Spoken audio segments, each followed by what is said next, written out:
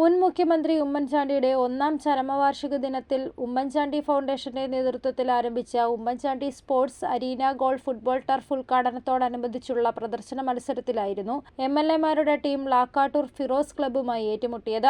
ആദ്യ പകുതിയിൽ 1-1 സമനിലയിലാണ് ഇടവേളയ്ക്ക് whistle മുഴങ്ങിയത്.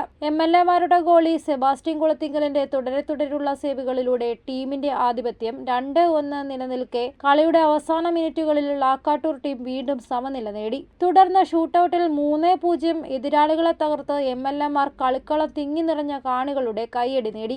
എംഎൽഎമാരായ T Siddique, PV Sreenijan, Thomas K Thomas, Chandy Oommen, advocate Sebastian Kulathinkal, Sajeev Joseph, Saneesh Kumar Joseph എന്നിവരാണ് ഉദ്ഘാടനത്തോടനുബന്ധിച്ചുള്ള പ്രദർശന മത്സരത്തിൽ ബൂട്ടണിഞ്ഞത്. പ്രദർശന മത്സരത്തിന് മുന്നോടിയായി പുതുപ്പള്ളി പള്ളിയിലെ ഉമ്മൻചാണ്ടിയുടെ കബറിടത്തിൽ നിന്ന് കാട്ടൂരിലെ ടർഫ് കോർട്ടിലേക്ക് ദീപശിഖ പ്രയാണം നടന്നിരുന്നു. കോൺഗ്രസ് നേതാവ് ഹരിഹരൻ നായർ സംഭാവന ചെയ്ത 50 സെന്റ് ഭൂമിയിലാണ് ടർഫ് നിർമ്മിച്ചിരിക്കുന്നത്. ഉമ്മൻചാണ്ടി ഫൗണ്ടേഷന് കീഴിലുള്ള ഉമ്മൻചാണ്ടി ആശ്രയ കൂരാപ്പട കമ്മിറ്റി നേതൃത്വത്തിൽ വെറും 52 ദിവസം കൊണ്ടാണ് പ്രതികൂല കാലാവസ്ഥ അവഗണിച്ച് നിർമ്മാണം പൂർത്തീകരിച്ചത്. 10,000 ചതുരശ്ര അടി വിസ്തീർണത്തിൽ ആധുനിക നിലവാരത്തിലാണ് ഫുട്ബോൾ, ബാഡ്മിന്റൺ, ക്രിക്കറ്റ് എന്നിവ കളിക്കാൻ സൗകര്യമൊരുക്കുന്ന ടർഫ് നിർമ്മിച്ചിരിക്കുന്നത്.